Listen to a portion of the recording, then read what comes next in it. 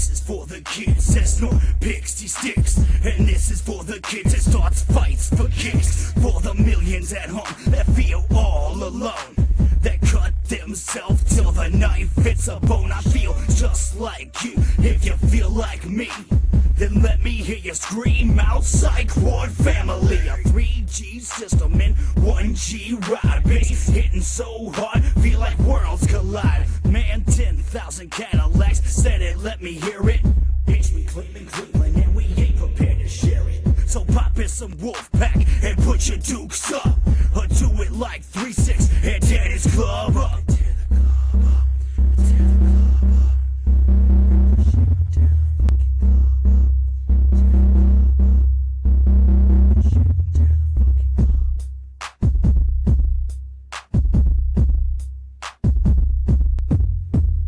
Bloodstains, cocaine, weed, greed, and power. Mushrooms got me here, be gone in an hour. I'm ready to trip and flip the script. Haters, stomach your pistol whip. Watch your bitches run. Where you going, son? That door is locked and a gun is cocked. Hammer back and I'm ready to attack. And I watch you drop to the sounds of a pop, pop, pop. That's what you get when you're fucking with me. You ain't nothing but a bitch ass wanna be. You wanna run your mouth, man, shut the fuck up. Don't sing it, just bring it and I'll rough you up. Cause I don't need no hook. This beat's that tight, I'll just shut up and let the bass hit you like.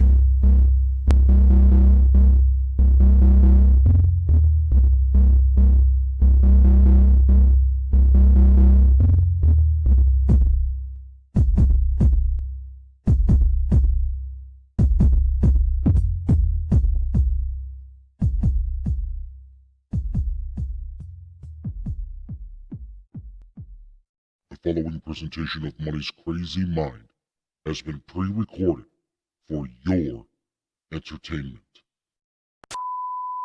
Warning, Money's Crazy Mind contains language that may not be suitable for all listeners. Discretion is advised, but will be completely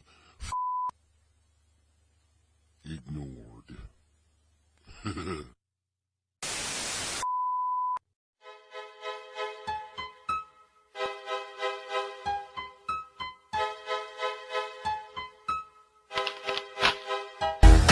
I'm sick of it, doing right, doing wrong.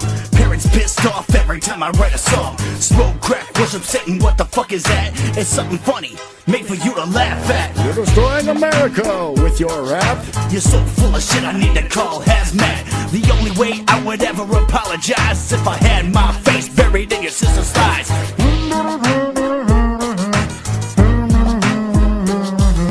Okay, I'm sorry for what it's worth, but the best part of you was the afterbirth. If you can't take a fucking joke, then go jump in the river.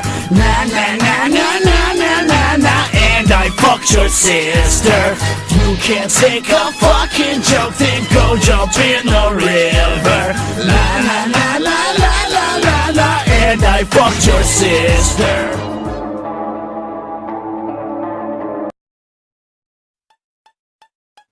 Okay, here we are. One of the final shows of 2023, proudly here at the Asylum. It is Money's Crazy Mind, and I, of course, am Lee. Too hot to handle, too cold to hold. You call Ghostbusters because they in control. Motherfucking Money back with you yet again. We got a lot to get to this week. No time for pleasantries or funny talk or anything like that. I'm just going to tell you what we got coming up, what's coming up in a couple of weeks, and then we're going to get right into our topics for this week because we got a lot to get to this week. All right, so coming up this week, we are bringing back a little bit of ring rust because we are going to be talking about WWE shopping Raw around, and they visit with the television home of AEW. CM Punk's first appearance in Cleveland in almost 10 years. And myself and my buddy Mel from the 216 Sports Network and the podcast 4th and 15 have been talking a lot about Sting's final match and who we think his opponent should be. And we give our top 6 of who we think that should be. And then we're going to get bit by the nostalgia bug. And one of my favorite shows made a return after 14 years. Mr. Monk came back in a television movie that is exclusive to Peacock. Mr. Monk's Last Case. Is it too little, too late? Or is it just in time for us fans of that show, Monk? And then we are going to jump into the TARDIS for the last time, speaking about the Doctor Who 60th anniversary specials with the final episode, The Giggle. We're also going to talk about Neil Patrick Harris shining as the toy maker, introducing Ncuti Gatwa as the next Doctor, and looking ahead to the Doctor Who Christmas special and the next season of Doctor Who, and some of the things that Russell T Davies had to say about what Doctor Who is going to look like moving forward. So, after this week, no more weekly shows. We are going to move to a bi-weekly format. And the next time we'll be back on the air will be Wednesday, December 27th. And we will be discussing the Doctor Who Christmas special and what we thought of it. And how different it is from things that we've seen in the past from Doctor Who that we have known under not only Russell T Davies when he was here before, and then obviously Stephen Moffat, and then Chris Chibnall. So that is what we got coming up here. But like I said, moving forward, bi-weekly shows, potentially into 2024. I got to see what things are going to look like moving forward to see when we're going to be able to do shows. If I want to do them weekly or if we're going to do them bi-weekly. That was something that was talked about back when we returned at the end of October. It was potentially moving to a bi-weekly or maybe even a monthly format. So we got to think about, I need to sit down and think about how we're actually going to put all that together. Give a shout out to the sponsors real quick. Nameless Faceless Productions for making sure that this show runs smooth and on time every week. Thank you for that. No thanks to Microsoft a couple of weeks ago, but that's another story. And then, of course, Psych Ward for their continued use of their music. Obviously, the theme song of the show, Funny Bone. You hear it each and every single week when this show goes live on the air. Also, for bass track in the countdown, Lab of a Madman, the bed that you hear behind me to start the show and end the show. And this week, they are also our break music, and they are giving us their hit from 2005, featuring Smoke. And that is off their second album, Committed. The name of the song is Hatin', and it is the Committed version. There is a updated version of that song that came out in 2007. Maybe we'll play that one in a future show. So that's everything that we have coming up here tonight. We're going to be talking a little Ring Rust, Nostalgia Bug, and of course we're going to jump into the TARDIS in our main event of the evening. But like I said, welcome in to Money's Crazy Mind. Of course, we got to give a shout out to Tattoo Therapy Inc. and the Erie Art Gallery. Riley Chase and the team over there, some of the best artists in Ohio. They have their Christmas flash sale coming up here very soon. For more information on that, please check out their Facebook page, Tattoo Therapy Inc. That's INK, because that's obviously what they use. And then, of course, Lisa Summers and the team over at Growing Wings Adult Services. If you or your family has an adult with disabilities and they could use a little bit of assistance or just need somewhere to go throughout the day where they can be with others and have a great day over at the day center, then reach out to Lisa and the team over at Growing Wings, and they will help you out. Again, I want to thank Lisa Summers for allowing me to bring Growing Wings back into the fold here at Money's Crazy Mind, part of Nameless Faceless Productions. All right, so like I said, we got a lot to get to, not a lot of chat, the pre-show chat here this week. So let's just go ahead and dive right in. It is time to shake off a little bit more ring rust. All right, so this week in ring rust, WWE was seen shopping Monday Night Raw around to the television home of All Elite Wrestling, Warner Brothers Discovery, namely possibly bringing the show to TNT or TBS. Mike Johnson from the Wrestling Observer was one of the first people to break the story, and he's quoted as saying, "This past Monday morning, TKO's Mark Shapiro, as well as WWE's Nick Khan and Paul Levesque," that's Triple H, "were in New York City at the Warner Brother Discovery headquarters, meeting with Warner Brother Discovery executive Bruce Campbell about potentially moving Raw to the Warner Brother Discovery family. Campbell holds the position of Chief Revenue and Strategy Officer.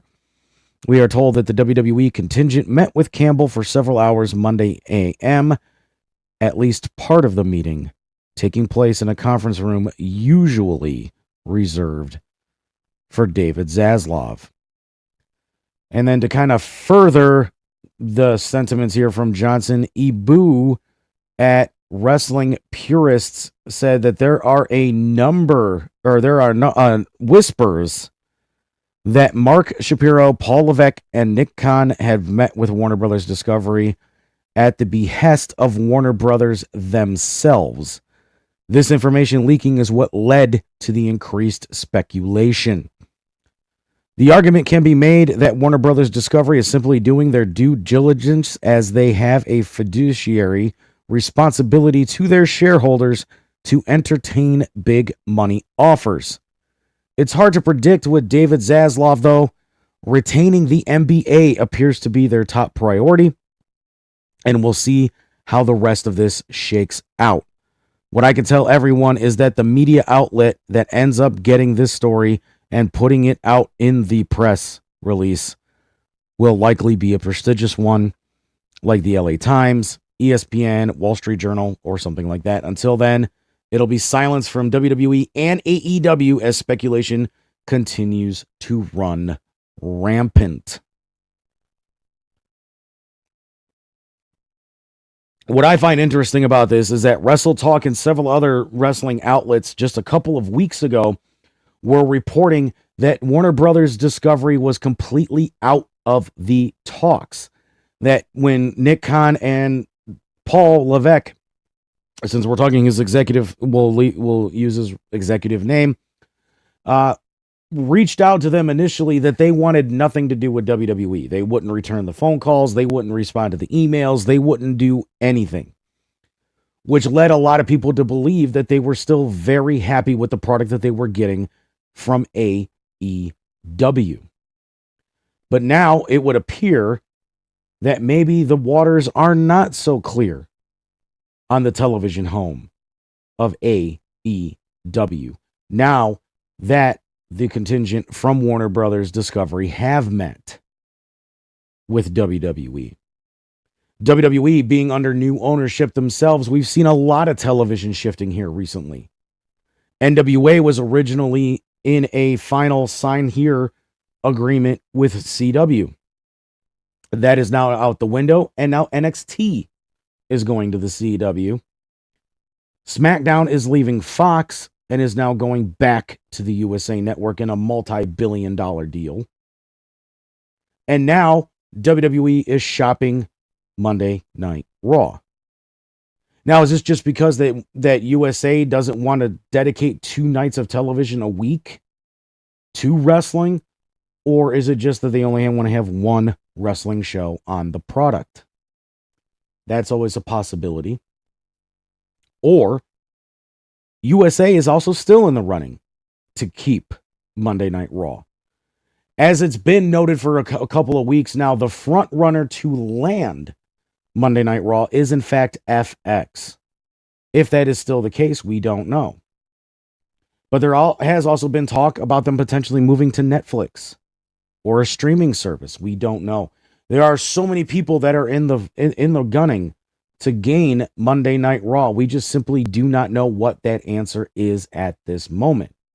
But what does this mean for AEW? Well, there are some in the wrestling media that think that if Monday Night Raw does move to either TNT or TBS, I'm guessing that if WWE was going to move their flagship program, they would hope it would end up on the flagship program or network, I should say, of Warner Brothers Discovery, and that's TNT, which means Rampage would need a new home. And WWE even said, if we're going to move this, and I only know this from a fact because they've done it in the past, that if Raw were to move to Warner Brothers Discovery, they would be the only wrestling program on Warner Brothers Discovery, which would mean AEW would need to find a new television home. Now, obviously, this has happened to Impact Wrestling multiple times over the years, ever since they got sacked by Spike years ago, which is now the Paramount Network. But it wouldn't be the first time that we've heard of WWE sneaking in behind the scenes and working out a television deal with a network that already had a wrestling product. In the late 90s, ECW got their first national television deal on TNN, which then became Spike, which then became the Paramount Network. WWE took Raw off USA back then, and they wanted to move it to TNN. And of course, they had the deal then too. If we're on your network, we're your only wrestling program on your network. Even though they had already worked into a deal with Paul Heyman and ECW. A deal that they were now in violation of even speaking to WWE. So this wouldn't be surprising to me that WWE is doing something like this. And that they wouldn't want AEW off those networks. Now, there is talk out there from the Warner Brothers Discovery side that if Raw moves to either TNT or TBS, that the AEW programming would then move to Discovery. You know, when I was a kid, Discovery was all nature documentaries and Shark Week. I don't know. I don't know how I would feel if I ended up seeing wrestling on the Discovery Channel, but stranger things have happened. We did have wrestling on the Sci-Fi Network.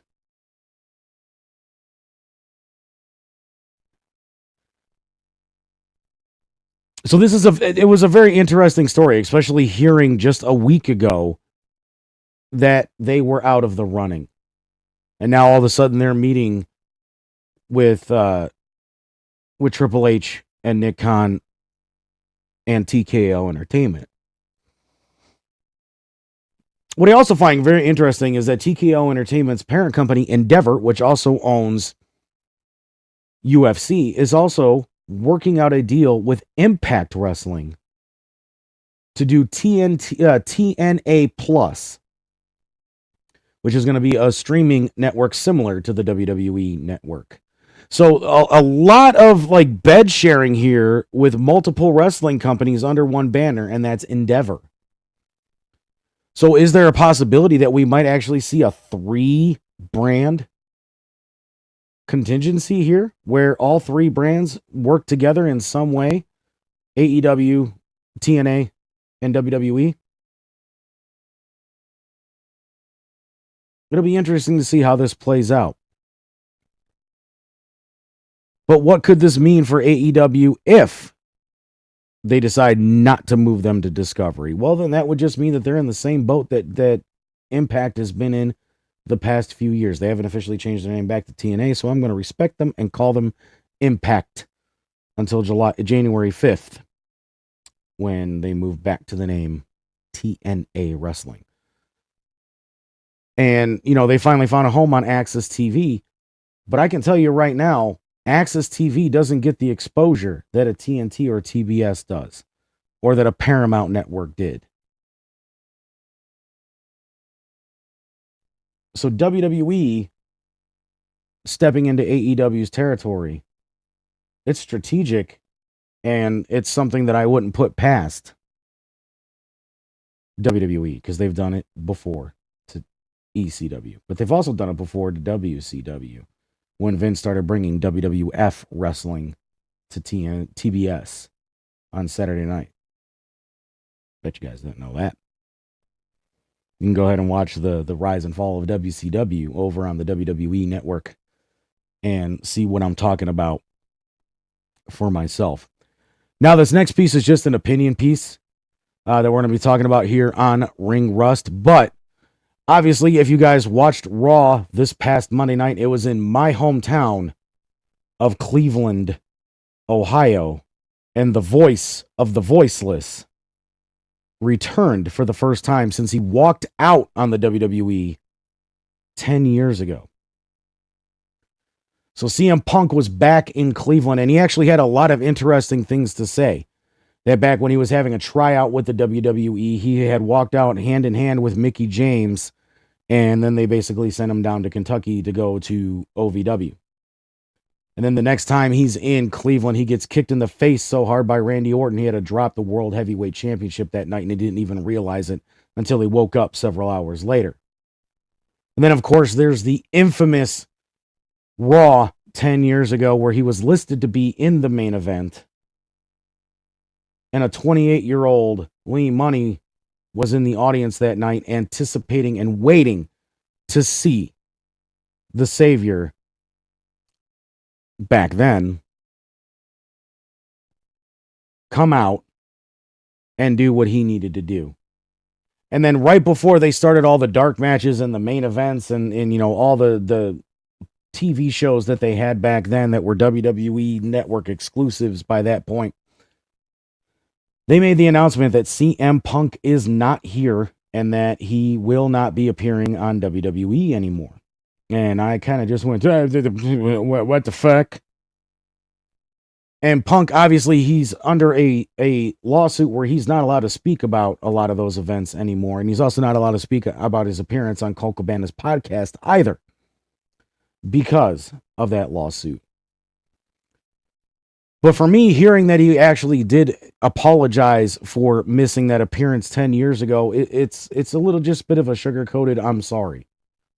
He also talked about a fan who said that they were here 10 years ago, the night that he was supposed to be here. And it is kind of funny that it was almost 10 years to the day that Raw returned to Cleveland with CM Punk. I kind of agree with Bully Ray on this, and Bully Ray had a lot to say about this particular promo and every promo that Punk has done since he's been back, where he says he keeps saying that he's home. But yet this is a home that he badmouthed, bitched about, and ran into the ground for multiple years, and even accused them of sending him his termination papers on his wedding day. Now, I'm not defending WWE and anything that happened in that situation, because I believe that there's obviously two sides to every story, and that Punk said his side of the story, and WWE kind of gave their side of the story when they interviewed not only Vince McMahon but Triple H on the Stone Cold podcast, and they both spoke about the situation of Punk's departure, and part of that being his termination papers being delivered the day of him and Ape's wedding.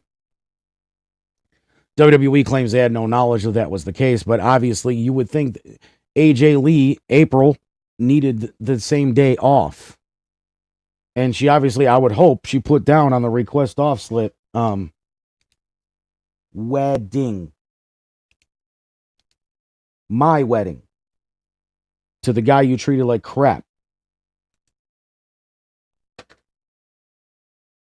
You know, and you would think that AJ would have had conversations with the WWE as well. Like, why did you send those papers to Phil on our wedding day? That was kind of rude, because she actually stuck around in WWE for a few years after Punk left.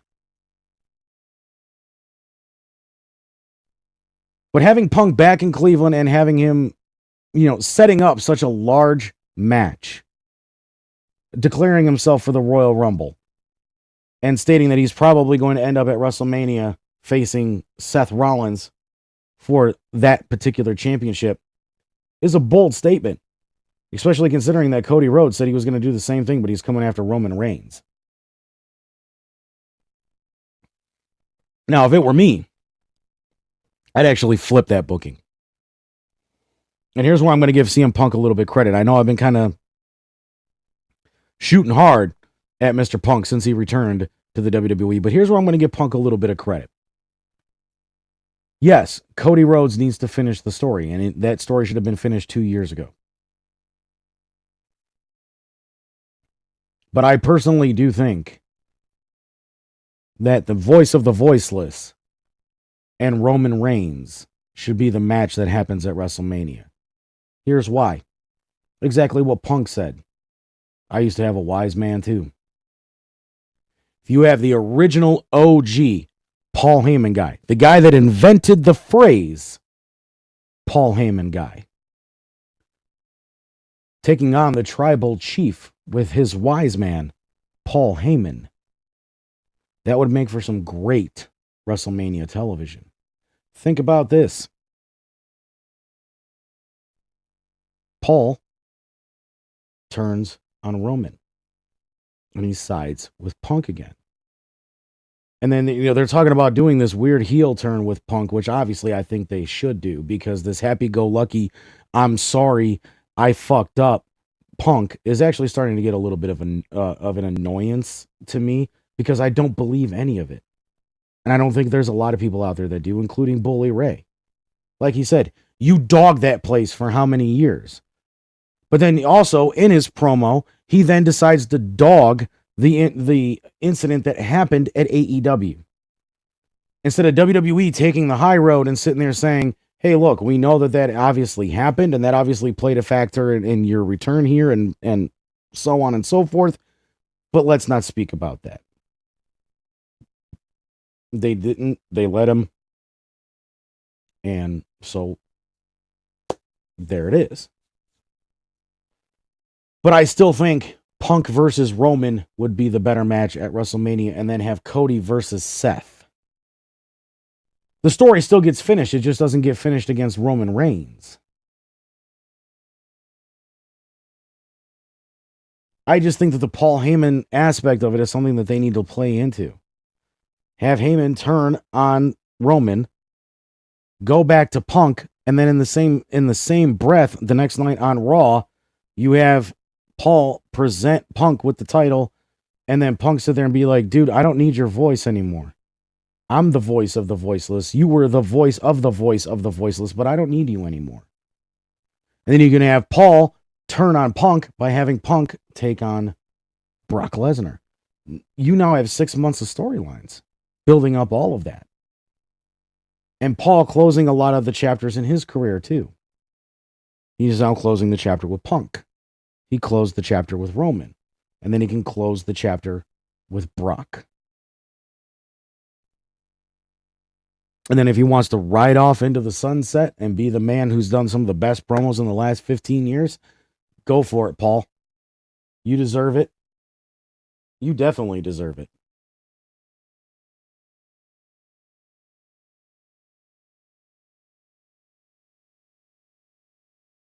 To end out this segment, I'm going to say this, and I'm sure it might upset a lot of people, but I've never forgiven CM Punk for leaving WWE. I've never forgiven CM Punk for saying a lot of the things that he said about WWE. Do I believe some of the things he said about WWE? Yes, because the business was very toxic back then. And we know that. The evidence was there in the Chris Benoit murder case. The evidence has been there in the way that they, like the NFL, have been covering up concussion damages. There's a lot of examples of times when the WWE has been way more guilty about things than they will ever let on.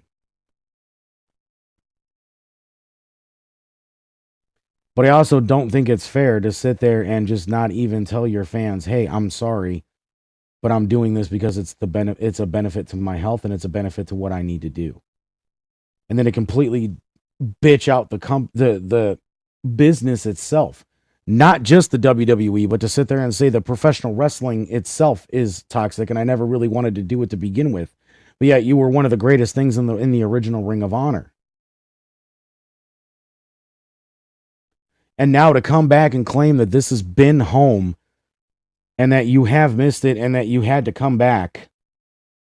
Anybody with two eyeballs and a pair of ears can hear and see right through that. It was never home to you because you said the same thing in AEW when you went there. I belong here. This is a much better situation. But then you go back and you say, I'm home, and it's nothing but hugs, kisses, and handshakes. When clearly there are quite a few people that are backstage at WWE that do not want you there.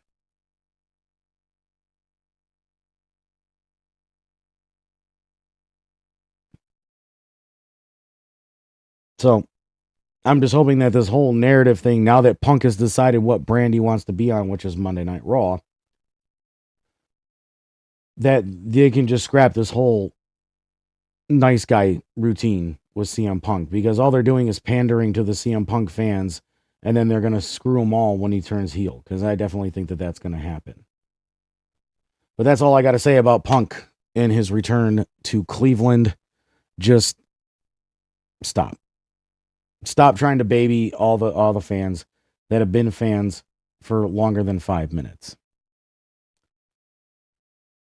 But in my final take that I want to do this week, who should AEW book if they're the ones that get to book Sting's final match? Now, this is a topic that me and my buddy Romel Thorpe over at 216 Sports Network and the podcast 4th and 15 have been talking about for about a month or so now. We've been bouncing ideas off of each other, and I said, hey, do you mind if I give your top 6 on the show this week? And he goes, no, absolutely not. Go ahead. So I have his top 6. I have my top 6. My top 6 is a little bit different because as of right now, this match is being booked by AEW, and it's being booked by AEW very heavily. We don't know who Sting's opponent is going to be, though. All we know is that Sting is planning on retiring and that there is going to be a final match. The one person that I know, both Mel and I are both sitting there saying, please do not let it be this person, is Ric Flair. Because then that would still be AEW doing everything they could to try to make their show look more like Monday Nitro. The final match, the main event on the very final Monday Nitro before WWE took possession of WCW was Ric Flair versus Sting. I saw it that night. I don't need to see it again. And that is not an insult to Ric Flair. That is clearly not an insult to Sting. Sting is the reason I am a wrestling fan. But Rick ain't got it no more. And it's a stale, dried up match. They've had how many matches against each other over the decades? And I actually think, if I'm remembering correctly, and, please feel free to correct me if I'm wrong out there. I do forget things every once in a while. I apologize about that. But I do think that maybe even on the very first Nitro, there was a Ric Flair versus Sting match. But for me, I looked at it like this. Currently, Sting is under contract to AEW. AEW is the company that is currently promoting this Sting's final match. And I am going to be looking on my other computer screen here so that I can see the names on my list and Mel's list. And I will be looking back at the camera as soon as I read the name and what I'm going to say about that person. And I want to do this a little bit backwards. The one person, the main person, my number 1 is going to be last. My number 6 is going to be first. And then once I do my 1 to 6, I'm going to give my honorable mention as well. And then we'll do the same for Mel. And Mel actually got a little creative with the way that I did with the way he did his. I did mine based on the current roster at AEW, since that is where Sting is currently under contract. So for me, my number 6, if this was going to be a pass the torch match, who better than Sting to pass the torch to in AEW than the man currently holding the AEW World Heavyweight Championship, Michael Jacob Friedman, MJF. Now, obviously, MJF is going to have to lose this match, but the title wouldn't be on the line. This would just be Icon versus Future. And I think that this would be a great way for AEW to sit there and announce, okay, the past is now passing the torch on to the future. A man who helped build a lot of careers in WCW is now passing the torch on to the future of the business, AEW and beyond, by giving the nod to our current champion, MJF, in a very similar manner to what they did with The Rock versus John Cena. Or actually, Hogan Rock, if you want to look at it that way. This could be like a Hogan Rock situation as well. And then, Sting's been doing a lot of stuff with Darby Allin recently. And I figured, if they don't want to put him up against Darby Allin himself, why not put him up against somebody who's been in the business a long time, can still work regardless of all the issues that this man has had in his past, and actually I think could put on a pretty decent battle with the Stinger, but Jeff Hardy. And you can even use that as like a stepping stone for a Darby Allin versus Jeff Hardy in the future. And that's why I keep saying there's a lot going to be passing the torch kind of stuff here. But I was also looking at who's on the current AEW roster that I think would put up a good match against Sting. A match that's going to be entertaining. A match that I think would be pay-per-view caliber. And a match that is deserving of Sting's final match. Jeff Hardy. Very similar way to the way WCW was using Sting, was the way that WWE was using the Hardy Boys with their tag team division in the early 2000s. And also, the face paint gimmick, there's all that other stuff. But I just think that this would be a great way to kind of do, since we never really got an official WWE versus WCW kind of thing, even though the NWO did come out during the Sting Triple H match, and then the DX came out during that match. But I mean, it was Sting Triple H. It didn't make sense because Triple H got his start in WCW. I wanted it to be homegrown WCW, homegrown WWE. And obviously there's one person who would have fit that bill, and it's the one person that everybody wanted to see Sting go up after. But for some reason, it never got to happen. Next up, and I put this one on here because, if they do want to try to go the route of like a Sting versus Ric Flair, one of the greatest things that I saw in TNA was Jay Lethal imitating Ric Flair. And now that they're both working together now again in AEW, I think it would be great. Rick is out there saying, let me take on the Stinger one last time. Woo, we can sell pay-per-views. We can do this. We can do that. And then have Jay Lethal's music hit. Jay Lethal comes out and he's wearing his best Ric Flair knockoff suit. He's out there. He's doing the strut. He's doing everything the way that he did back in the old TNA days. And have Jay Lethal beg Ric Flair for him to be his proxy. Let Jay Lethal go in there and do his best Jay Lethal Ric Flair impression, because that was beautiful the way that they did it back in TNA and have Sting take on Jay Lethal on behalf of Ric Flair. I think it would be fantastic. You can have Rick out there on the side, saying, you're not doing this right and you're not doing that right. You need to be more like the Nate, and you need, and just have it that way. Personally, I think it would be great.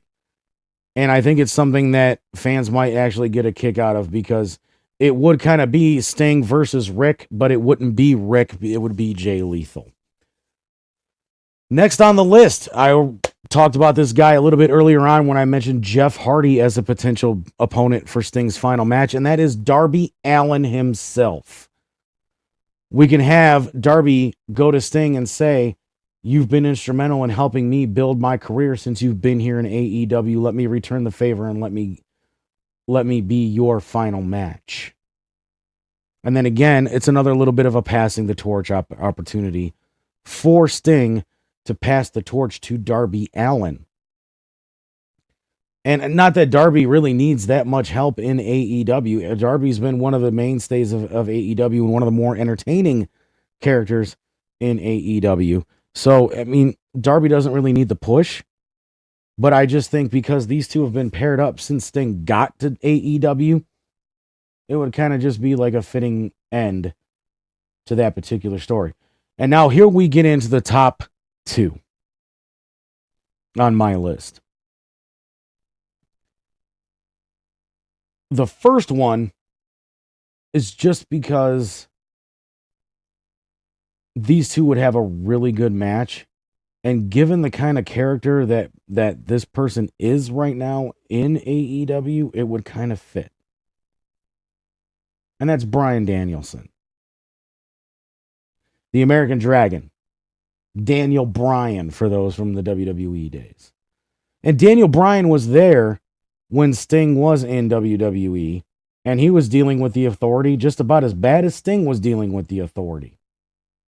So this will kind of been, you scratched my back, now I'm going to scratch yours and, return the favor by giving you a phenomenal final match, kind of blah, blah, blah, blah, blah. Obviously, you don't really need a passing of the torch here, because Bryan Danielson is a made talent. But the number one that I think that could be, based on the current roster of AEW, and that's Chris Jericho. Obviously, these two have history. They've both been in WCW with each other. And these two would just put on a phenomenal 5-star match, in my opinion. And I just think this is the best option. And it's just because these two have the amount of history that they have. They're around the same age. They're from the same generation, just about. And they would put on a phenomenal match, worthy of being on pay-per-view, worthy of being Sting's final match. And it's an opponent that is at least deserving of being on Sting's final match. Not to say that the other people that I mentioned are not worthy, because obviously I put them on this list.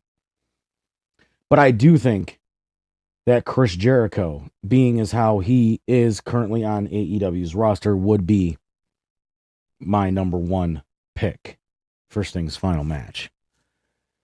And then I put on here as an honorable mention, Adam Copeland. Why? Because he's Adam fucking Copeland. That's why. And because I do think that if he would be willing to do Sting's final match, that Sting would be like, you're Adam Copeland. Okay, let's go. And then, obviously, you could try to screw Adam out of it in a little bit of a way if they want to continue on the storyline with him and Christian, which obviously I think they're going to, and just kind of take it from there. But now here we have Rome's top 6. And I'll kind of give some of the reasons that he gave here in our conversation.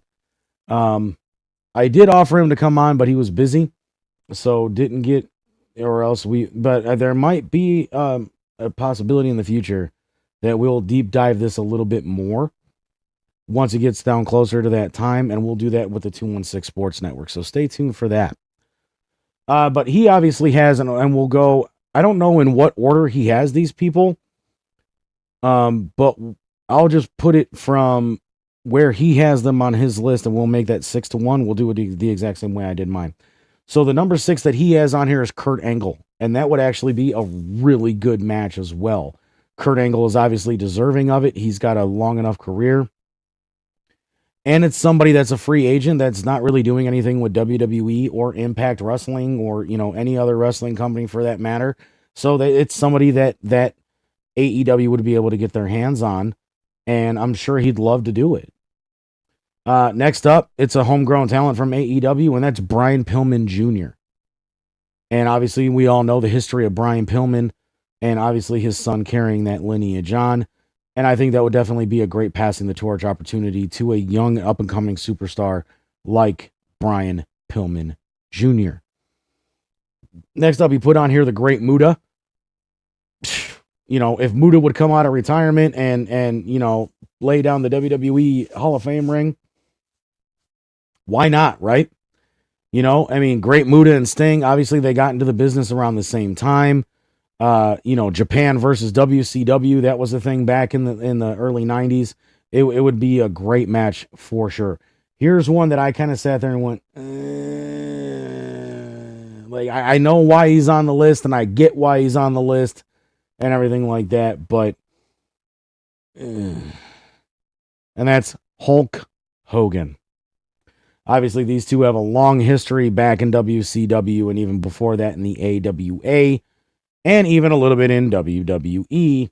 But Hogan has just been out of the game for so long.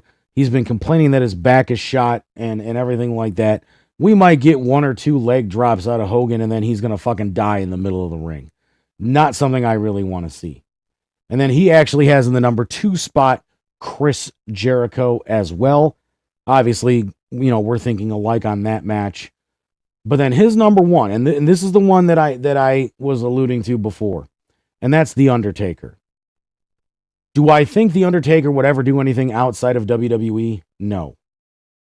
So in order for this match to happen, Sting would need to leave AEW and go to WWE for one final match and have it be against The Undertaker. And obviously a match like that would have to happen at WrestleMania. Would I be against it? Fuck no. Ever since that 12-part special, the Monday Night War, came out on WWE Network, it's something I've wanted to see since day one. And when I talked about a true WCW workhorse talent versus a true WWE workhorse talent, that's obviously the match I'm talking about. These two were the two that were raising the banner so fucking high for their brands back in the original Monday Night War. And I think that would be a fitting match and a great match for Sting's final match. Will it happen? I doubt it, because like I said, this thing has been getting billed like crazy by AEW, but we'll see what ends up happening with that. But everybody else on this list, I mean, they obviously they already have Pillman Jr. and Jericho on their rosters.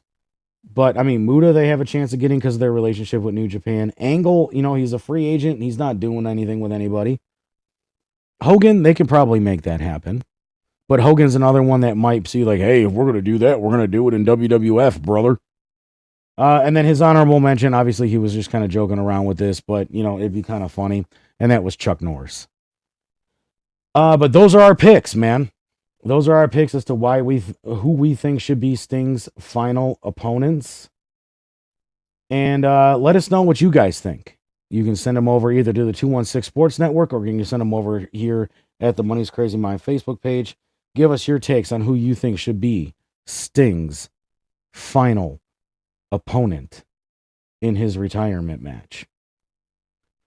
All right, originally we were going to do Nostalgia Bug before we go to break, but we're going to cut to break here a little bit early, and when we come back, we will do Nostalgia Bug talking about Mr. Monk's last case, and then we will close it out with Doctor Who 60th Anniversary Parts 3, The Giggle. We'll be right back here on Money's Crazy Mind, and this is Psych Ward. No, it is not. That is CM Punk. This is Psych Ward.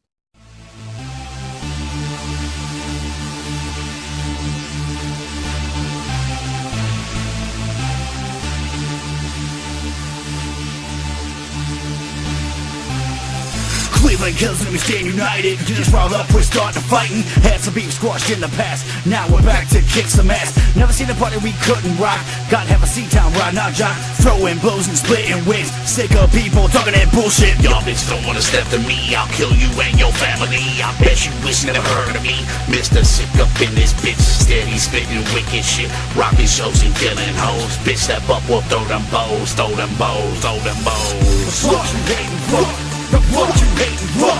The fuck you hating what? The fuck you hating what? The fuck you hating what? The fuck you hating what? The fuck you hating what? The fuck you hating what? I hated this for the fame, so don't waste my time playing them games. He said, she said, I don't give a fuck, just wanna hear this. Rattling trunks, don't start none, peanuts are the best for last. Psych with a smoking and kick some ass. Talking smack, don't make me laugh. Bitch, better smile when you say white trash. Y'all said this shit would never last. Now I'm back to whoop your ass. Run your mouth and talk your shit. I don't see y'all making hits. Been 4 years, now I'm standing strong. All our enemies are coming gone. Now we're united like family. Sit back and let the hydro creep. The fuck you hating what? The fuck you hating what? The fuck you hating what? The fuck you hating what? The fuck you hating what? The fuck you hating what? The fuck you hating what? Stand on your throat till you take your last breath. Tear my foot off just to watch it. Catch yourself, learn your lesson. I stand my ground, so watch your back when you come to my town. Shooter to 16, I get gritty when I see green. So hide your stash when you see me creeping through your back door. Smoking Psych Ward, you know you don't want no drama, so quit your fucking hit and step up, get like a fuck out. Yeah, for Cleveland's most wanted, smoking Psych Ward, smashing that drama. So fuck all y'all wanna start that shit, bitch. The fuck you hating what? The fuck you hating what? The fuck you hating what? The fuck you hating what? The fuck you hating what? The fuck you hating what? The fuck you hating what? The fuck you hating what? If you wanna talk shit, then talk shit, better watch when you fucking walk, bitch. Tryna start shit, get your lips split quick. You wanna draw shit, then you better draw big, bitch. You don't want no pop with a hot one. Look, if you fucking drop with a shotgun and fire when I spit it, cause I flow with a hot tongue. Better nut up, but these bitches ain't got none. Hit them in the middle, cause they so less, oh yes. Mugging with the face, but you know that they won't flex. Floating in the river, belly up with a broke neck. Smoking Psych Ward, flipping skirts with the whole check. Oh yes, don't test, no peace, yo rest. You fucked up, no breath, yo chest in pieces. Y'all can't touch us. The fuck you hating what? The fuck you hating what? The fuck you hating what? The fuck you hating what? The fuck you hating what? The fuck you hating what? The fuck you hating what? The fuck you hating what?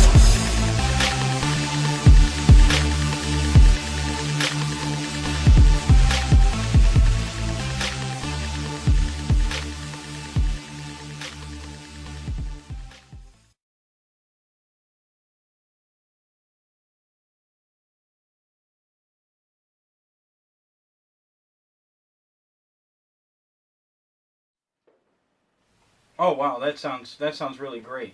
Wow, that sounds like a really good deal. Who are you talking to? The Northeast Ohio Ghostbusters. Hello, Northeast Ohio Ghostbusters. What are you wearing? Khakis? Well, that sounds hideous. Well, they're Ghostbusters.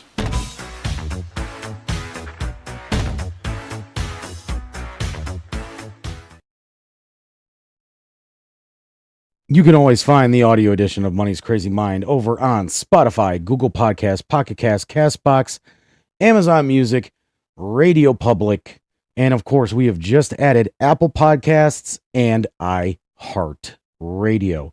You can always check out the Money's Crazy Mind website, powered by Podpage, at podpage.com/monies-crazy-mind.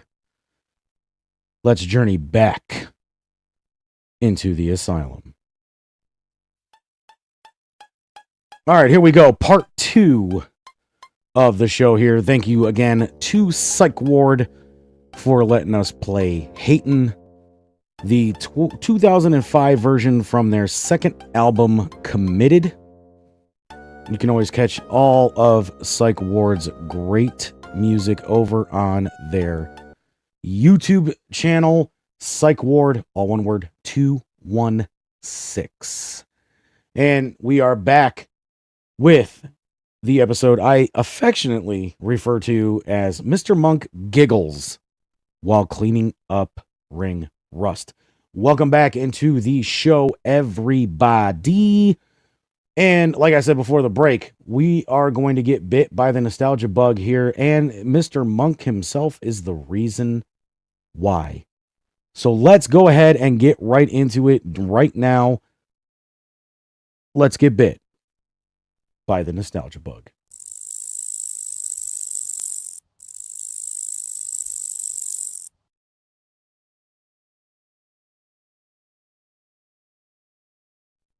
All right. So this week on the Nostalgia Bug, we are talking about the Peacock original movie, Mr. Monk's Last Case.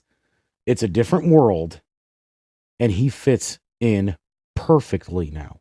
Obviously, this is a post-COVID look at Monk.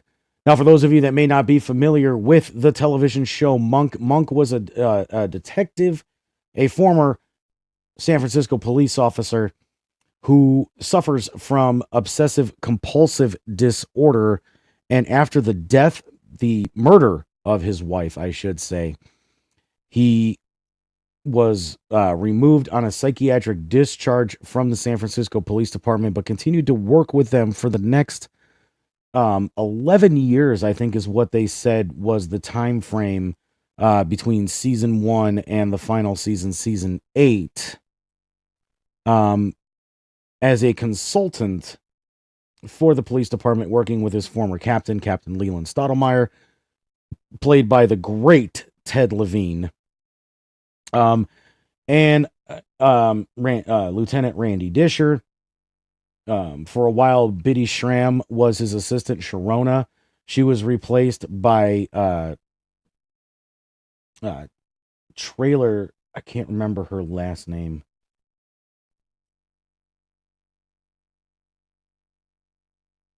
Let me bring this up here real quick because I have the cast of the movie so that I could mention some of the newcomers that were brought into the movie. Trailer Howard was Natalie Teeger. Jason Gray Stanford played Randy Disher. And Hector Elizondo played his second psychiatrist, originally played by Stanley Camel, who passed away while filming of the show was going on. And Stanley Camel was Dr. Kroger. Hector Elizondo is Dr. Nevin Bell. Obviously, Ted Levine played Captain Stottlemyre. Biddy Schramm played Sharona. And, you know, they were solving cases week after week. Obviously a ton of guest stars coming on into the show. And then finally, he solved, in the final 2 episodes of the show, he solved the murder of his wife. And it was perpetrated by a judge who was played by Craig T. Nelson. Apparently, his wife, Trudy, who also makes an appearance in the film, played by Melora Hardin yet again, had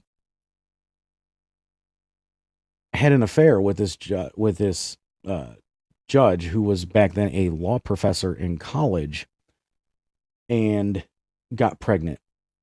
And then when he was running to become a judge in the election, he was trying to cover up the fact that this illicit affair happened, and killed the midwife who helped Trudy deliver the baby, and then also murdered Trudy because he was afraid that she was going to say something about it as well.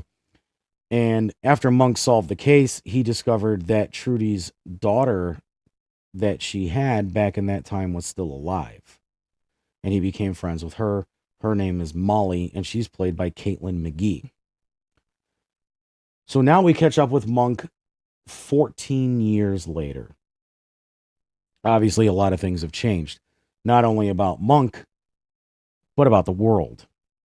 Now, everybody is using hand sanitizer like crazy. Everybody is using wipes. Everybody's wearing masks.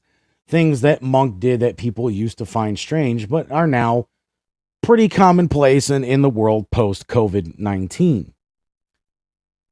So, Monk is trying to help Molly pay for her wedding. And he has been working on a book deal for 10 years talking about some of his most famous cases. Because Monk is Monk and he can't just talk about his cases outright, he has to throw in his little idiosyncrasies. And the movie actually opened with a flashback to Monk's very first episode, The Candidate. And, it's Monk and Sharona standing in the kitchen and Monk's talking about his stove and how he's worried that it wasn't turned off properly. And, Sharona's reminding him, I turned it off, I checked it, blah, blah, blah. And then you hear a voiceover from Monk himself, and he's talking about the fact that Sharona was always right, and blah, blah, blah, blah, blah, and that she had his best interest in heart. And then he starts talking about the stove and how he bought it in 1985. It had 2 recalls, one for this, one for that, and da-da-da-da-da. And then you hear the book editor, and she's basically just like, look, we've been waiting for this book for 10 years. You are now in breach of contract. We're going to want the money back. And he goes on to try to say that, how he was going to help Molly pay for her wedding using that money, and so on and so on. The one thing that kind of upset me a little bit about this was, you had everybody come back. Ted Levine was back. Jason Gray Stanford came back. Traylor Howard came back. Caitlin McGee came back. You even had Hector Elizondo come back as Dr. Nevin Bell, which obviously we knew that was going to need to happen because it's Monk, right? And I kept looking at like cast pictures and things that Peacock was releasing, and nowhere in any of these cast pictures do I see Biddy Stram, which is really interesting that they didn't bring her back because she married, not the actress herself, but her character Sharona ended up marrying Randy Disher, and they moved to New Jersey together. And they do kind of mention a little bit where she's taking care of their grandson because Sharona's son Benji had a kid. But for me, it was a little disconcerting that we didn't get to see Sharona come back. And they actually spoke to Monk's creator, Andy Brickman, and asked him why. And he, in an interview with Entertainment Weekly, he gives that answer. And obviously, Sharona does appear in the Monk movie, but only in a flashback. Mr. Monk's Last Case of Monk movie opens with a flashback to the very first episode of the series, Mr. Monk and the Candidate. Mr. Monk's Last Case opening sequence was part of a larger storyline that saw Monk trying to get a book about his career published, but it served as a clever way to honor Sharona's role in the original series, according to Monk creator. And he adds that Andy Breckman, who also wrote the movie, they had to be a little selective as they would only have 90 minutes to tell the story. And again, that was from Entertainment Weekly, talking about why she did not return in the movie. Now, what do I think overall about the film? I loved it. I thought this movie was, perfect.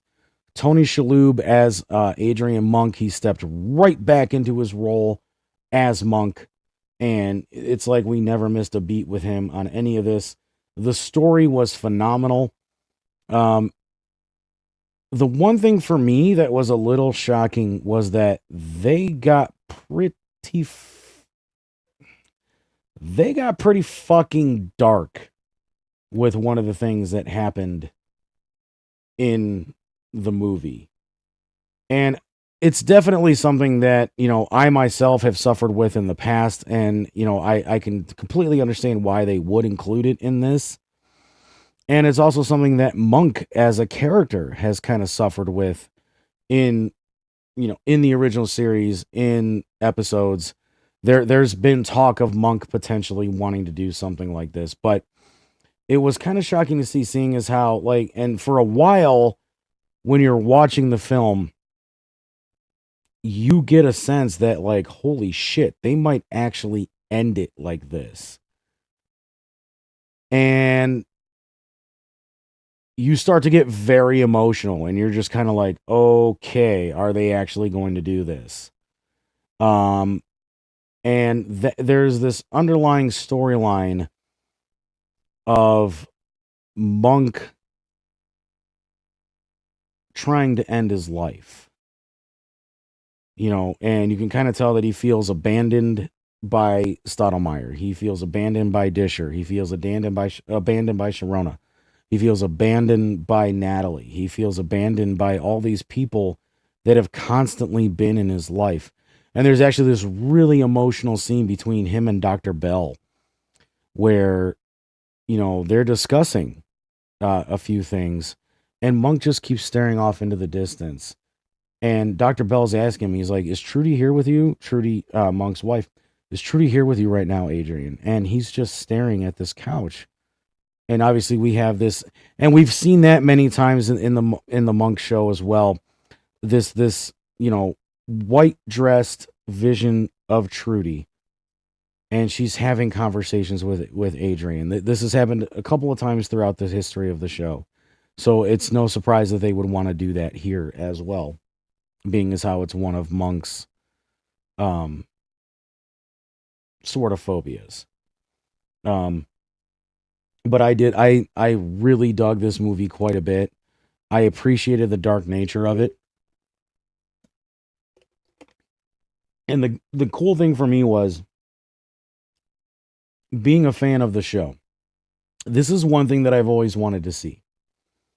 Because they've done 3 with Psych. So what, I just kept thinking about it. I'm just like, man, Friday nights on USA, speaking of the USA network, used to be Monk at 9, Psych at 10. So why couldn't we?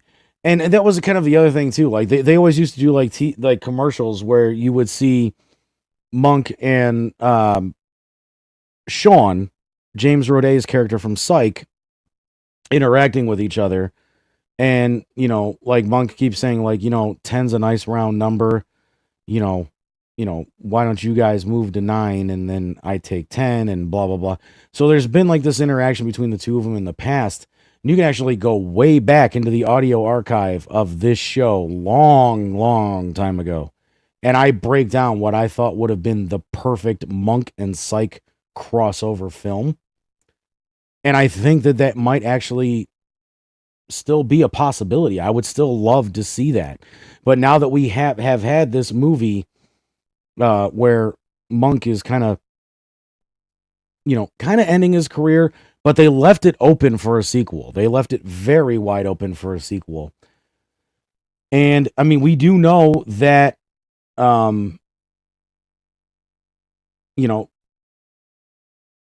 Chief Vic, Juliet, Sean, and Gus are living in San Francisco because they have Psych Francisco.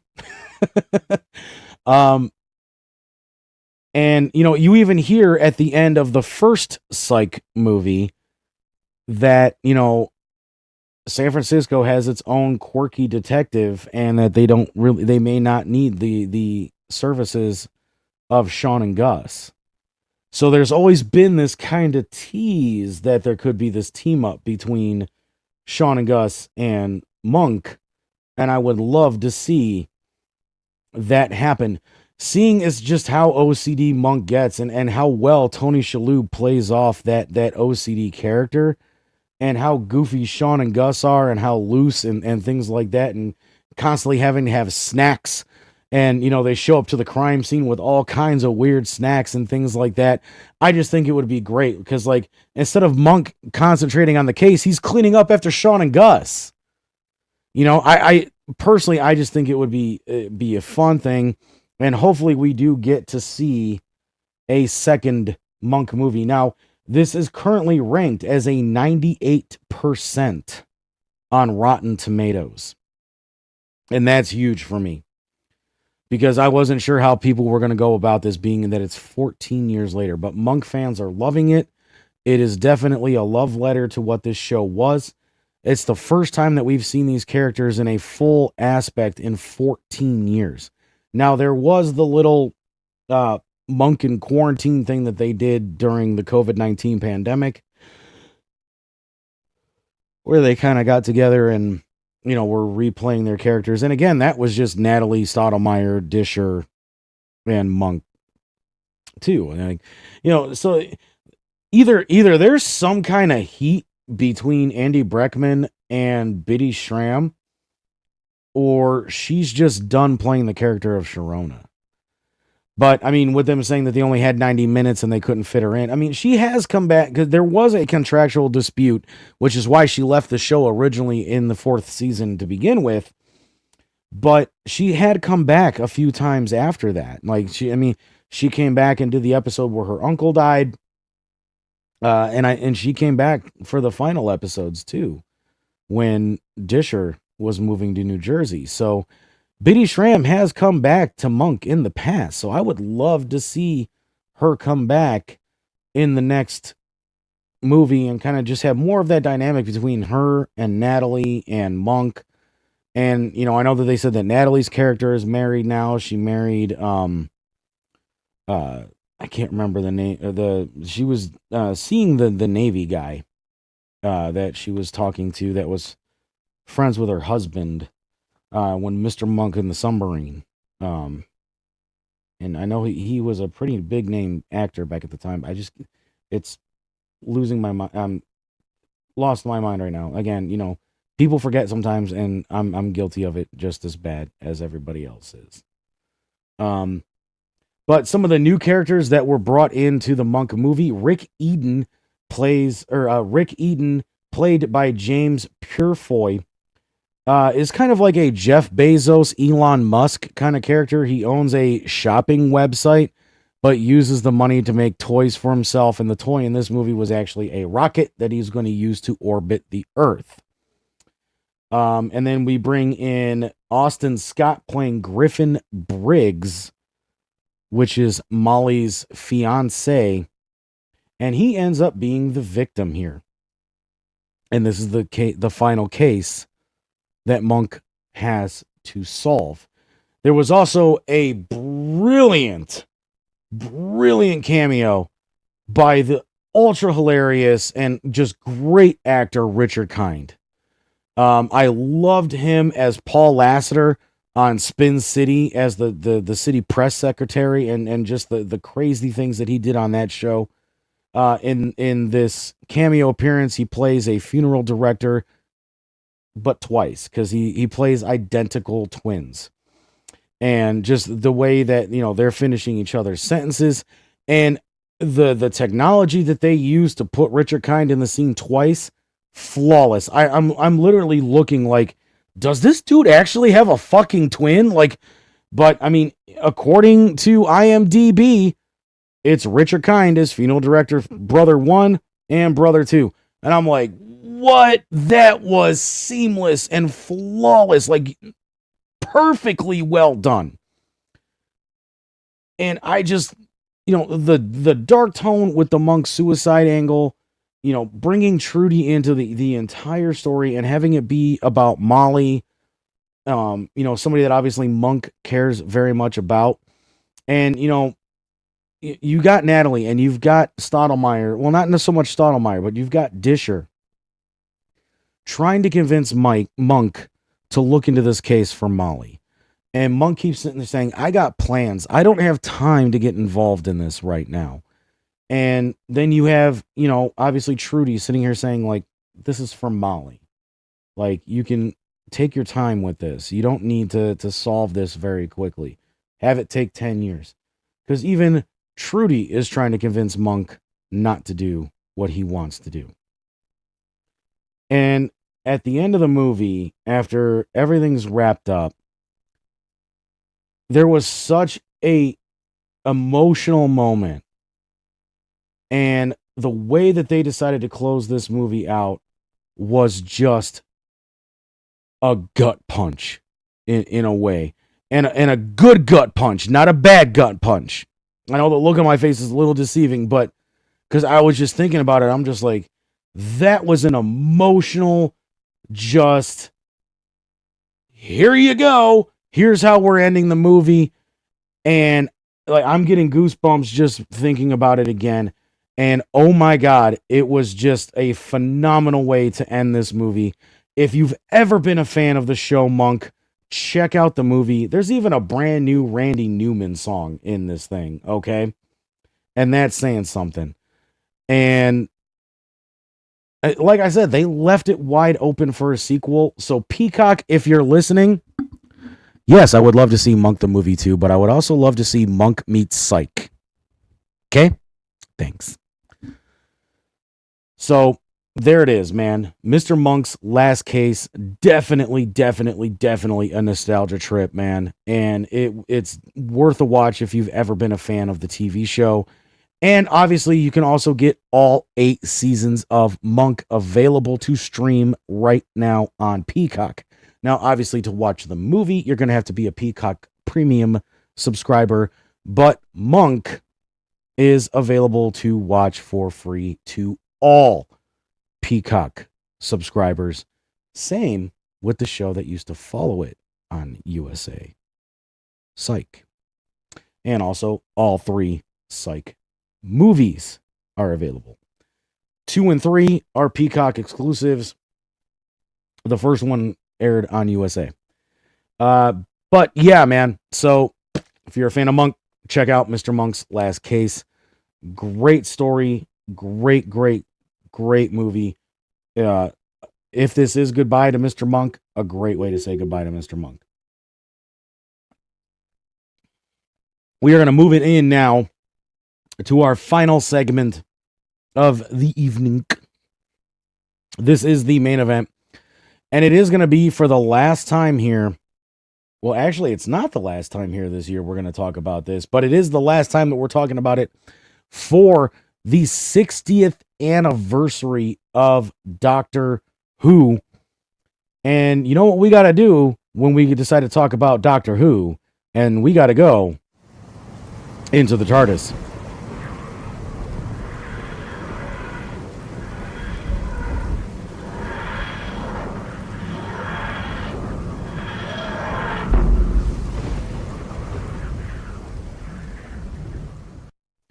All right, the final part, the third part of the Doctor Who 60th anniversary special aired this past Saturday on Disney Plus and BBC alike, The Giggle.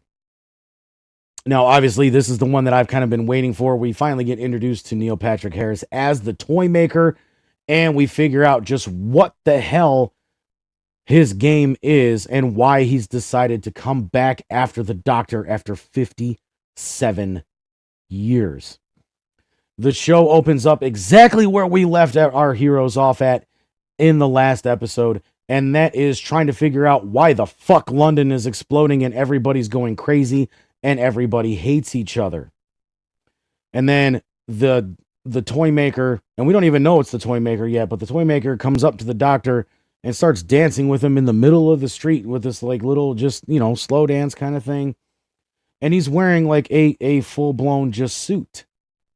And I'm just like, wow, like we're kind of getting into some serious shit here, man, with this version of the toy maker. The TARDIS then gets taken away, very similar to the way it did in the 50th anniversary special by Unit. And you see, the Doctor trying to explain things to Unit as to what's going on. And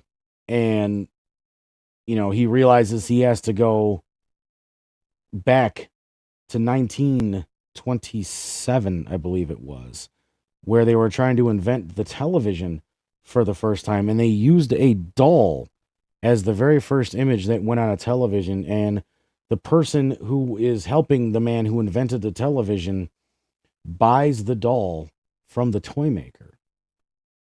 And you just hear this creepy laugh come out of the doll a little bit. And then you find out that this image has been burned into every form of media broadcast that involves video since that day, and has slowly been driving the world crazy.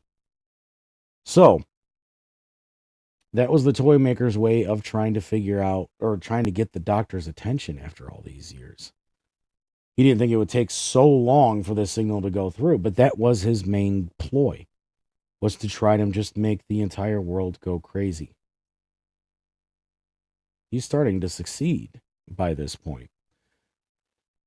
the Doctor and Donna go and meet with the toy maker, and Neil Patrick Harris is pulling off a pitch perfect freaking German accent and creepy. Like, I never in a million years would have thought Neil Patrick Harris could play diabolical as well as he does. Like, there were so many moments in this special where he's just giving off Joker vibes, right?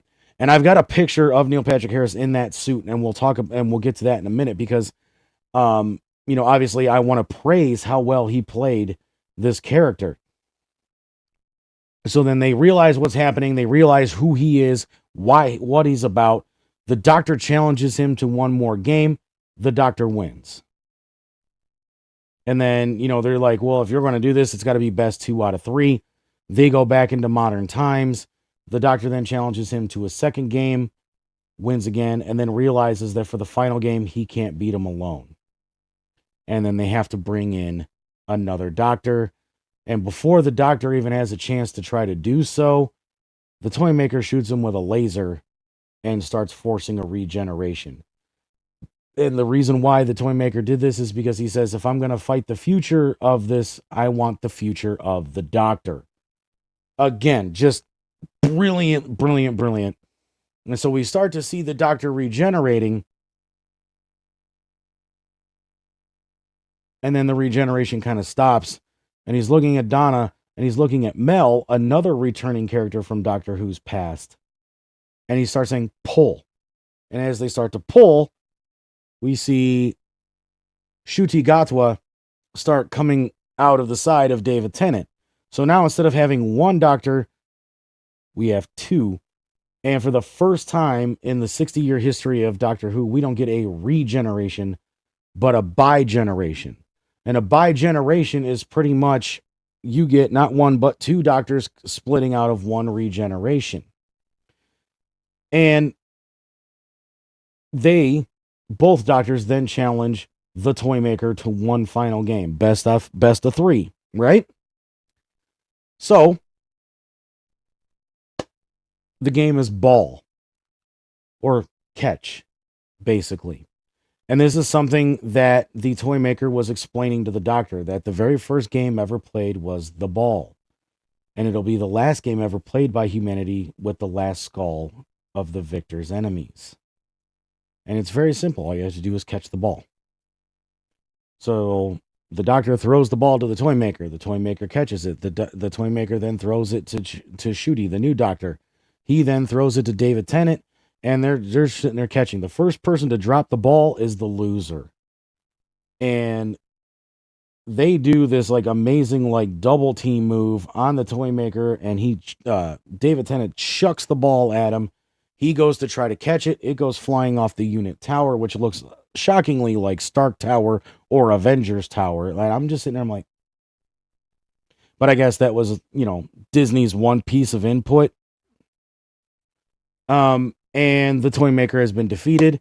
And David Tennant says, my prize is that you are banished from this plane of existence forever, and you are never allowed to return. But we also found out a secret about the toy maker, which is probably a reason why we haven't seen the Master in a while. And that is that he caught the Master after the Master lost a game to him and put him in a gold tooth. The only thing that was remaining on the tower after the toy maker disappeared forever was his gold tooth. And it wasn't picked up by this Doctor. It wasn't picked up by Ncuti. It was picked up by a woman. But it wasn't Donna. It wasn't Mel. I don't know who the woman was. We just knew it was a female hand that grabbed down and picked up the tooth. So obviously the Master is going to come back into play at some point in the future here as well. Overall, as a whole, the one thing I was worried about was that if this was going to be an hour or so in length, that it was going to be too short. It was 1 hour and 3 minutes, and it did not disappoint. It was perfect. The way they introduced Ncuti as the future of the Doctor was perfect. The way that Neil Patrick Harris played the toy maker was perfect. The explanation we get as to why it was David Tennant's face that came back as the 14th regeneration for this doctor was unexpected, but it worked and it fit. And the way that Shuti explained it's just so perfect. Not only was this kind of an ending for what we have seen in the past for Doctor Who and the start of a new story and a new beginning of Doctor Who, but it was also a way to sit there and say that all of the things that the Doctor has been so guilty of over the years, the Time War, the Daleks, Rose, Amy, everything, River, all of it, that it's okay. And that he can let go now. And then he can rest. That it's time for somebody else to take over as the Doctor. Which is why it was a bi-generation instead of a regeneration. So that the Doctor can thank the Doctor for everything that he's done and say that it is time for you to let go. So now the Doctor gets to spend the rest of his life with Donna Noble and her family. Very similar to the way that the mortal version of the 10th Doctor got to spend the rest of his life with Rose. And there's a great scene at the end of the special where you see Donna and her family with the Doctor eating, and you kind of hear that Rose and the Doctor have been kind of going on some adventures behind some people's backs in the TARDIS, because the Doctor does have his own version of the TARDIS. They were able to bi-generate the TARDIS as well, and not because, the TARDIS needed to bi-generate because of what happened between the two versions of the Doctor, but because they won the game, and that there were still a little bit of that game energy floating around, and that, since the Doctor won, each one of them gets their own prize, and the prize for the other Doctor was his own version of the TARDIS. But this was just a great way, a perfect way, in my opinion, to end the 60th anniversary, to usher in a brand new era of Doctor Who, to say goodbye to David Tennant, to say goodbye to all of those versions of the Doctor that have been before him, and to bring in this new version of Doctor Who that Russell T Davies wants to introduce. And it was so emotional. I mean, me being a big Doctor Who fan, it was such an emotional ending for it. And, they basically have said David Tennant's done now. There's really no reason for him to come back. They've ended that storyline. Nothing more needed from them. However, I do kind of think that they should bring more of the past Doctors back for the 70th anniversary. I would even be okay with them bringing Jodie Whittaker's Doctor back. As long as Chris Chibnall's not writing it, they can do whatever the fuck they want with that 13th Doctor. I didn't have a problem with the 13th Doctor. It's just he was written some horrible stories.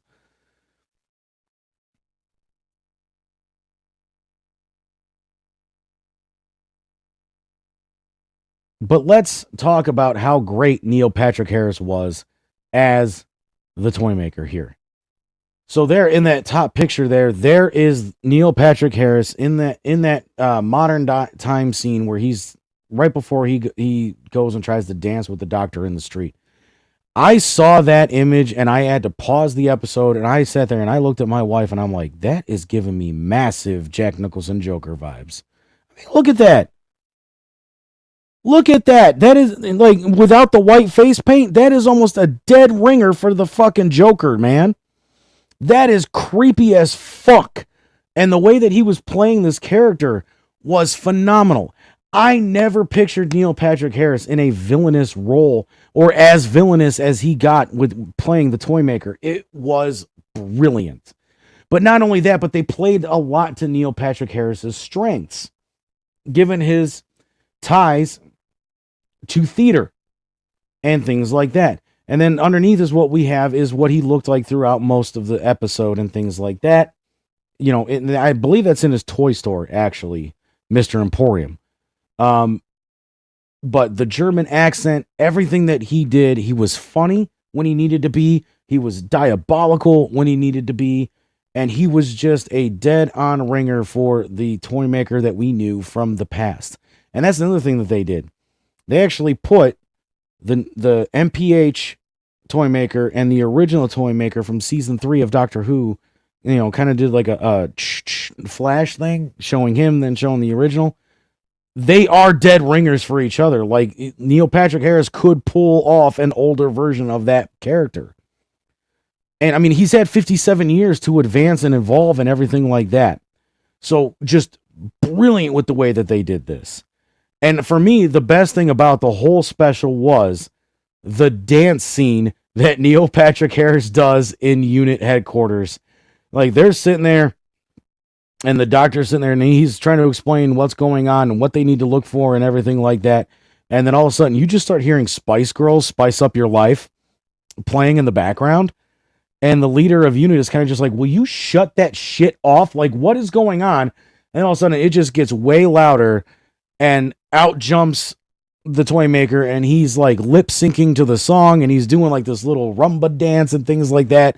He starts dancing with Kate and, you know, knocks her out. He grabs Mel, knocks her out.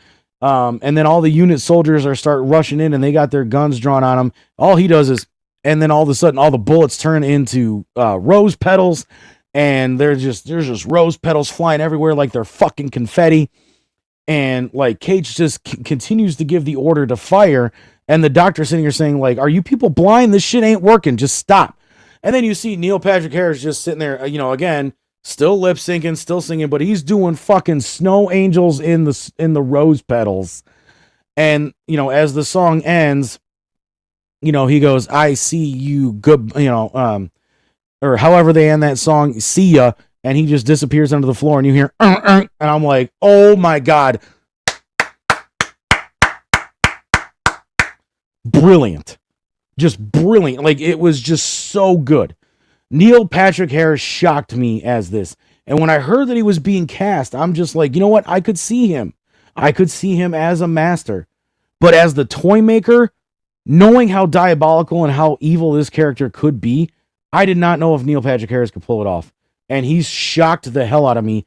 He shined as the toy maker. And I actually think he might have stolen a lot of the shine out of this episode until Ncuti showed up. But that to me was how good Neil Patrick Harris was as the toy maker. And if you're not a Doctor Who fan, I would still give this special a watch just to see how great he is as the villain in this. It was, oof. And like I said, I'm an MPH fan, man. Like, I'll be one of the first ones to admit it. As a little kid watching Doogie Howser MD, because he was around the same age, you know, he was like a little bit older than me during that time. I'm just like, okay, cool. So a kid could be a doctor, like, you know, delusions of grandeur back when I was like 7-8 years old. But obviously I did not become a doctor, and I don't want to become a doctor. But anyway, I just remember him from that. And then when he took over for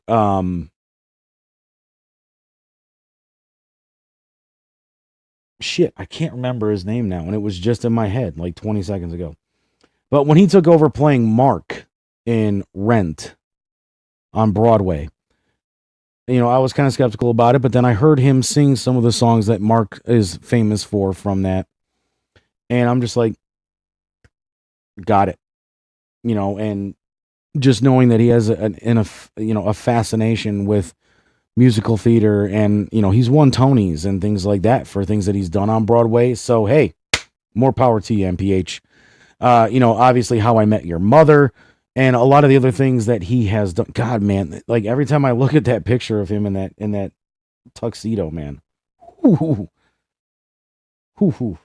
still gives me vibes, man. Still gives me vibes, but I love every second of it. but just seeing it and just knowing that that's, one of the things that we got for this final thing. And everybody is praising how great he was as the toy maker and that he shined in that episode. But a lot of the other things that people are praising is the performance by Ncuti Gatwa, as well as the new iteration of the Doctor. Here in the picture that's behind me, we see them bi-generating, and then underneath that is Ncuti in his version of this very TARDIS that we're in right now, with a jukebox and no pants. That was kind of one of the craziest things about it when Ncuti appeared as the next Doctor was they're kind of splitting clothes, if you notice. But obviously Ncuti is getting the same shirt that he's wearing, but he has the tie. David Tennant has the vest and the pants, but Ncuti also got the shoes. Like if you see there, he's wearing the Converses in the picture in the TARDIS. So David Tennant's shoeless and sockless. Ncuti's pantless, but he's wearing boxer briefs. So like it would like the bi-generation was like one of the craziest things I've ever seen, but I loved every second of it. And just the way that Ncuti was sharing the energy that David Tennant was putting on screen, especially during the final battle with the toy maker, it was just so great to see, because you see David Tennant, and he's just sitting there going, what just happened? Why did that particular thing happen instead of this other thing? And then you just see Ncuti go, bi-generation, and then David Tennant goes, and it's, like just the way that they were on screen with each other, it was great. I didn't know what to think about Ncuti coming on, not because of race or anything like that, but just because, I question every person that takes over the Doctor after the last one leaves. You get so used to seeing these characters as the Doctor, especially if they play multiple seasons like David Tennant did, like Matt Smith did, like Peter Capaldi did. Then you start to, you're like, well, I mean, is the next guy going to be as good as him? And then when they introduced Jodie, I was really excited about her coming on and playing the Doctor. And like I said, I liked her as the Doctor. I just thought the writing was bad. And then when we see her regenerate into David Tennant, you're like,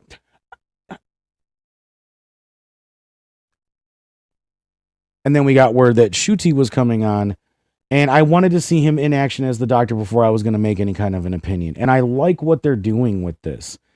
He's saying, I'm a new version of the Doctor. And obviously, there's going to be some changes. But Ncuti did a great job in the 60th anniversary where he was introduced. He said goodbye to the past, and he's just like, it's my turn to take over now. You've done your part. Thank you for everything that you've done. And now we move on into a new generation of the Doctor. And I'm super excited that it's Ncuti. I can't wait to see what Ncuti is going to accomplish as the Doctor. And Russell T Davies has already given us a warning that Doctor Who is not going to be strictly sci-fi anymore after this. They are going to move on into more sci-fi or fantasy stories as well. And again, I don't have an issue with this. I think it's going to be, in a great way to do it. And for anybody that's sitting there saying, well, Doctor Who's a fucking sci-fi show and they shouldn't be getting all fantasy and not my Doctor Who. Okay. A lot of these people that I'm hearing this from, especially in my personal life, they're also Star Trek fans. How many times has Star Trek done something other than sci-fi and done it under the guise of a science fiction show? You got to remember, they did a whole episode where Picard was stuck in the 1930s, in a 1930s film noir episode. They had Moriarty escape from the holodeck and take Data, pretending to be Sherlock Holmes, on a pretty interesting adventure as well. Just because a show is labeled as a science fiction show does not mean that they need to stick to the guise of science fiction every time. Science fiction includes fantasy. And there's no reason why they can't do, a story like this. It is a fantasy show. The last word of science is fiction. And science fiction has kind of fallen under this realm where it has to be aliens and it has to be this and it has to be that. When in reality, broadswords existed. The dark ages happened. Medieval times did happen. We have evidence of it everywhere. So you can say that could be under the realm of a science fiction banner. Not saying that it is. Again, this is just my opinion on things. But the argument could be made. And I'm excited to see what they're going to do with this next season of Doctor Who. But before we get to that next season of Doctor Who, we are getting the Christmas special on Christmas Day. I have yet to see any kind of announcement of what time it's going to be, but if history serves, it'll probably be around 7 p.m. here. Now, whether that'll be 7 p.m. in England, I don't know. But generally in the past, when these have been on BBC America, which I don't know if they're still going to be now. I haven't heard whether or not this is actually going to be on BBC America or not, or if it's going to be Disney Plus exclusive, the way the 60th anniversary stuff was. But here we have Ncuti and Millie, your next doctor and companion, and they are stuck on a pirate ship that is piloted by gremlins, or goblins, is what they said. I just said gremlins because the word popped in my head. So that is what our adventure is going to be. These two being introduced to each other, fighting pirate goblins in a ship that flies. So again, here we go. There's a little bit of science fiction still in it. The trailer looks amazing for the Christmas special. I can't wait to see it. And, like I said, we'll be back the 27th to talk about it. But I'm super excited for the Christmas special. Can't wait to see what they bring into it. And I'll have more of an idea of what I think the season's going to look like once I see the Christmas special. So we'll talk more about that when we come back for the Christmas special on the 27th. But my friends, my comrades, everyone here that has watched the show this week, thank you so much for doing so. As always, it has been a great adventure here with you all this week. I want to thank everybody who's been checking out the show recently. Obviously, you can do that either right here on Facebook, or you can go over to the Money's Crazy Mind YouTube channel and check the show out there. Or if you want to check out audio only, you can always check it out in all those premium podcasting locations that we mentioned earlier in the show. No show next week, but we will be back 2 days after Christmas discussing the Doctor Who Christmas special, and then we will move forward on when we will be back after that. So if you haven't checked out Mr. Monk's last case on Peacock, go ahead and check that out. Obviously, keep watching Monday Night Raw and AEW and Impact Wrestling and ROH and all the wrestling that's out there that you might be a fan of, because you never know what might happen to those companies in the future. You may not be able to watch them anymore. Think about that. Look at where ECW and WCW are right now. Replays on the WWE Network. And of course, you can always check out the Doctor Who 60th Anniversary specials. All 3 parts are available to stream right now over on the Plus of Disney. With all that said,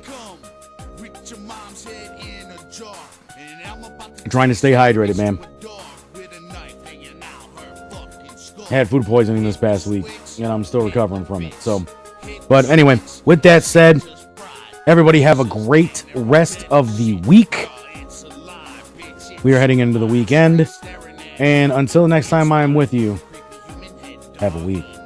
Money's Crazy Mind is proud to be the exclusive flagship broadcast of Nameless, Faceless Productions. That's all, folks.